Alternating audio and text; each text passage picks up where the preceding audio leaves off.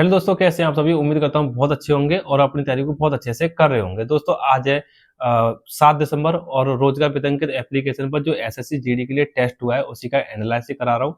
अगर आपने ये टेस्ट दिया है तो भाई आप अपना स्कोर कमेंट बॉक्स में जरूर लिखना और सब्जेक्ट वाइज लिखना। आप किस राज्य से इस वीडियो को देख रहे हो वो भी बता देना। तो अगर आपका कोई डाउट है तो आप पूछ लेना, ठीक है। देखो भाई, आज के जो टेस्ट की बात करें, आज के जो मेरे टेस्ट में 65 क्वेश्चन ठीक है और 13-14 क्वेश्चन मेरे इसमें गलत हो गए हैं। और लेवल की बात करें सब्जेक्ट वाइज, देखो भाई आज का जो मैथ पूछा गया है, मैथ आसान पूछा गया था। मैथ में आप 17-18 क्वेश्चन कर सकते थे, ठीक है। अगर इससे आपका स्कोर कम है मैथ में तो फिर मैथ में भाई आपकी कमी चल रही है, ठीक है। मैथ में इतना स्कोर आपका होना चाहिए था आज। मैथ में 1-2 क्वेश्चन ही ऐसा था जिसमें टाइम टेकिंग वाला थोड़ी मतलब कैलकुलेशन थी। और बाकी आपकी जो जीएस पूछी गई, जीएस में आप 12-13 क्वेश्चन इजीली बना सकते हैं। बाकी थोड़े अच्छे लेवल के क्वेश्चन पूछे गए थे। और बात करते हैं अब आपका हिंदी का। हिंदी में भाई गद्यांश जो पूछा गया उसका कोई सेंस नहीं बन रहा था। एक भी क्वेश्चन मुझे तो नहीं लग रहा कि कौन सा फिट होगा उसमें।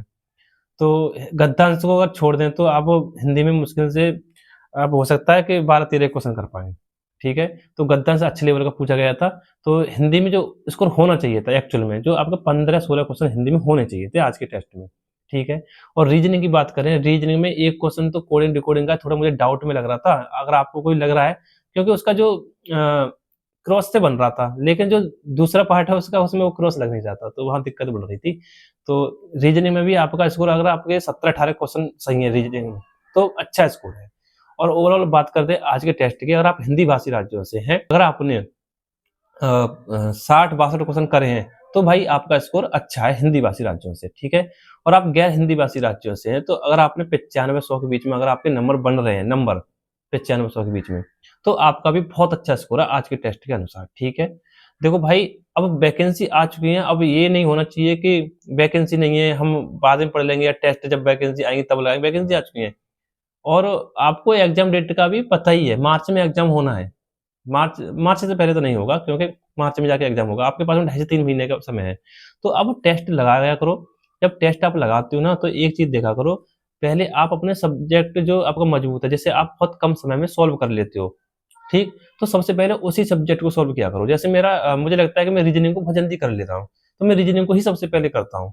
रीजनिंग में मैं 10 से 12 मिनट में मैं लगभग सारे क्वेश्चन पे घूम जाता हूँ। मेरा ये 2-3 क्वेश्चन जो होते हैं जिन्हें मैं स्किप कर देता हूँ, उन्हें बाद के लिए करता हूँ।